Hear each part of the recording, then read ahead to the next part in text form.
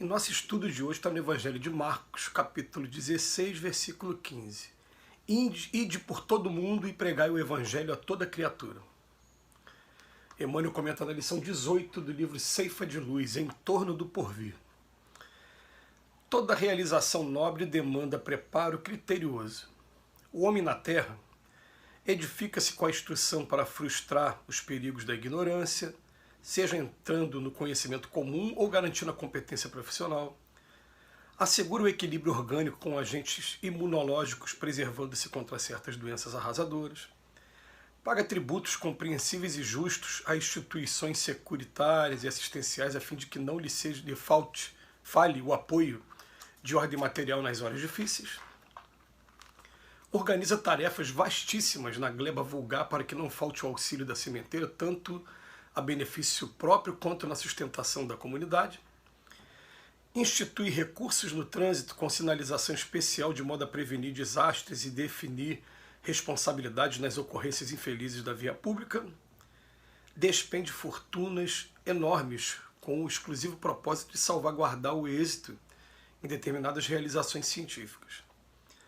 Prossigamos assim, atentos na construção da doutrina espírita sobre os princípios de Jesus, porquanto seja hoje, amanhã, depois de amanhã ou no grande futuro, todas as criaturas da Terra, uma por uma, se aproximarão da escola do amor e da verdade, a fim de encontrar a felicidade real não só no campo da inteligência, mas também, acima de tudo, nos domínios do coração.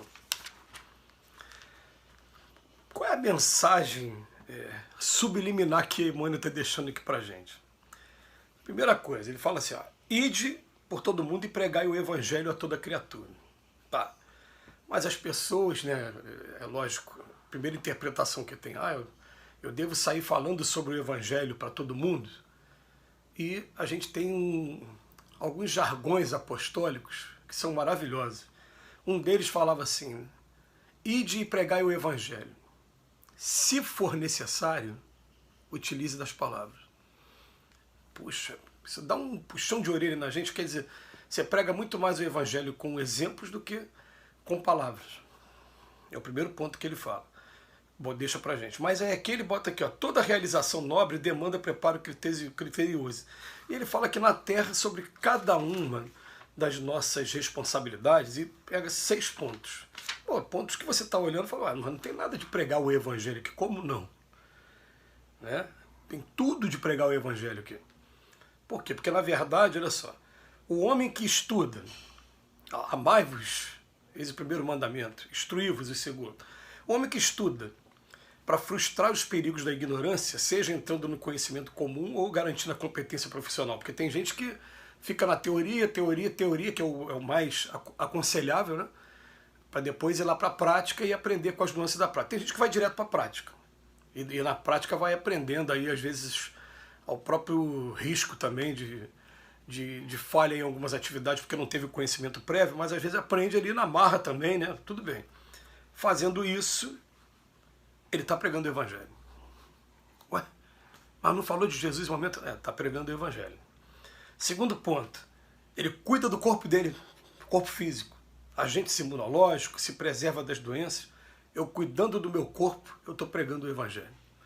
Eu preciso do meu corpo para poder estar exercitando o espírito que eu sou.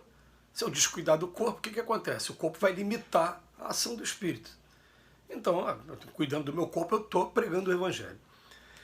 Depois ele fala aqui, paga tributos compreensíveis, né? Aquela questão que é sempre polêmica. Polêmica porque a gente não vai encontrar um lugar no mundo sequer em que, enquanto tem ser humano, ainda tem utilização incorreta dos recursos que são arrecadados. E é uma coisa tão interessante que, né, a gente fala de tributo com relação a cidades, estados, o país, aqui no nosso caso. Mas você vai fazer uma simples instituição de condomínio e vai ter denúncias aí de atividades equivocadas de síndicos e de responsáveis pela administração. Então, aqui ele não está entrando nesse mérito. Mas, embora a gente saiba que pregar o Evangelho é dar a César o que é de César. Mas ele fala, paga os tributos que são compreensíveis e justos a essas instituições que são de seguridade e assistência social. Seguro e assistência social, que é o que tem hoje, né? Por quê? Porque daqui a pouco a gente vai precisar desse apoio, tem muita gente que se beneficia, embora tenha aí as denúncias de corrupção, tem gente que se beneficia, né? Infelizmente, o ser humano ainda não aprendeu que vai ter que resgatar tudo que estiver fazendo de equivocado, principalmente no campo coletivo. Aí depois vem para o terceiro. Aí lembra do quarto, aliás. Ele fala, organiza tarefas vastíssimas da gleba vulgar, organiza o trabalho, se planeja, né, tem que dar conta das suas obrigações ali diárias. Estou pregando o evangelho com isso. Organizando o meu trabalho, sendo uma pessoa justa no meu trabalho. Gente, aí é que é o exercício do evangelho mesmo. Vou estar em contato com pessoas, todo mundo precisando também trabalhar para poder estar garantindo a sua subsistência, para poder estar ajudando a sua família. Aí, quer lugar melhor para você estar pregando o evangelho? É ali, com a sua prática. Institui recursos no trânsito com sinalização especial de modo a prevenir desastres e definir responsabilidade nas ocorrências infelizes da via pública. Então, até nesse ponto, eu seguindo as minhas regras de trânsito, eu estou cumprindo o evangelho. Ah, mas eu começo a ver, tem as exceções? Tem, mas as próprias exceções, elas são autorizadas. Por exemplo, não está sendo mais cobrado de ninguém que você, depois das 10 horas da noite, você fique parado no sinal de trânsito. Você pode ir devagarzinho, olha para um lado, olha para o outro, não tem ninguém, você pode avançar e não vai tomar multa, porque a nossa, não só a legislação, como o entendimento jurisprudencial e também, acho que não é razoável mais, com o perigo da violência urbana, você ficar parado a essa hora. Agora, você obedecer esses recursos do trânsito, você está pregando o evangelho.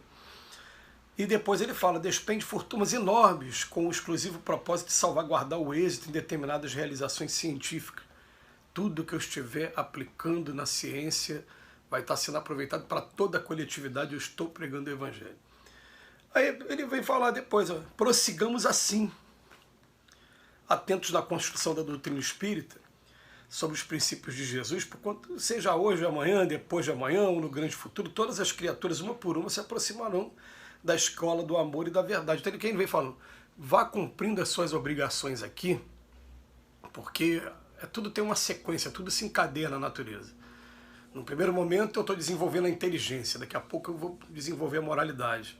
Quando eu desenvolver a moralidade, tanto um como o outro, a inteligência como a moralidade, são recursos do Espírito, são patrimônio do Espírito que para onde eu tiver que ir no universo eles vão comigo. Então desenvolvendo um e desenvolvendo o outro, por que eu falo primeiro normalmente a inteligência? Porque o homem ainda desmoralizado, ele vai usar a inteligência para saciar a necessidade dele sem estar preocupado com o próximo. Então vai fazer outras pessoas sofrerem, ele vai roubar e matar para poder se alimentar. Aí depois que ele começa a ver através da lei da causa e efeito o sofrimento que ele provocou nas outras pessoas, ele começa a ver as consequências das suas atitudes, ele vai sentindo a necessidade de se moralizar também. Então eu vou usar minha inteligência agora não para tomar o caminho que seja mais fácil, mais doloroso para as pessoas. Eu vou tomar um caminho que pode demandar um pouquinho mais de tempo, um pouquinho mais de sacrifício, mas vai me tornar feliz. Aí sim, a gente começa, daqui a pouco até também ajudar as outras pessoas também, né?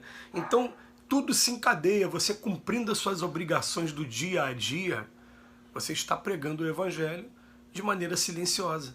E as pessoas que estão contigo estão tendo esse exemplo, falando, caramba, ele está cumprindo tudo certinho, está fazendo da melhor maneira, não está procurando prejudicar ninguém, passar a perna em ninguém, como a gente usa no jargão popular, aí, no vulgar.